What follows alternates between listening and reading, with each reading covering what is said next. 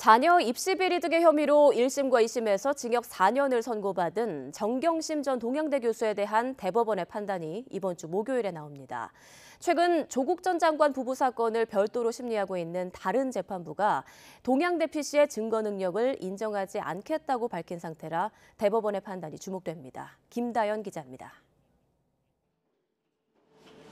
자녀 입시 비리와 사모펀드 관련 혐의로 재판에 넘겨진 정경심 전 동양대 교수에 대한 대법원 판단이 오는 27일 이번 주 목요일 나옵니다. 검찰 수사가 시작된 지 2년 5개월여 만입니다. 인사청문회를 앞두고 검찰 수사가 개시되어서 좀 당황스럽습니다. 2심 재판부는 1심과 마찬가지로 문서 위조와 업무 방해 등 입시 비리 혐의를 대부분 유죄로 인정하고 잇따라 징역 4년을 선고했습니다.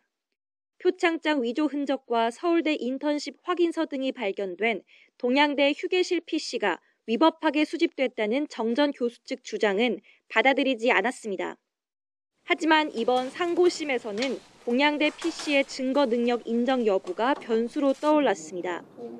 최근 조국 전 장관 부부의 사건을 따로 심리하고 있는 재판부가 동양대 PC와 조 전 장관 서재 PC 등을 증거로 쓰지 않기로 했기 때문입니다. 해당 재판부는 컴퓨터 실소유주인 조 전 장관 부부의 참여권이 보장되지 않은 상태에서 제출이 이뤄졌다고 지적했습니다.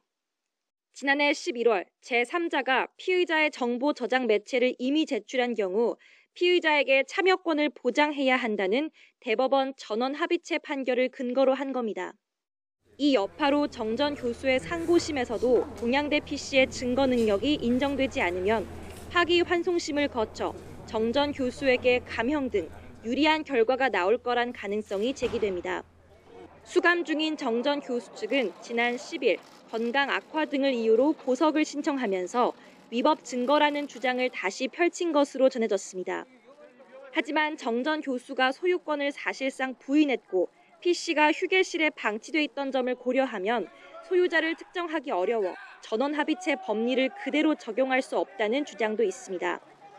여기에 컴퓨터 말고도 혐의를 입증할 다른 증거가 있는 만큼 큰 반전이 일어날 가능성은 크지 않다는 겁니다.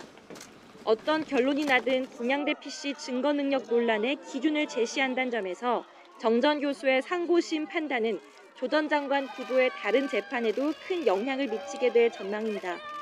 YTN 김다연입니다.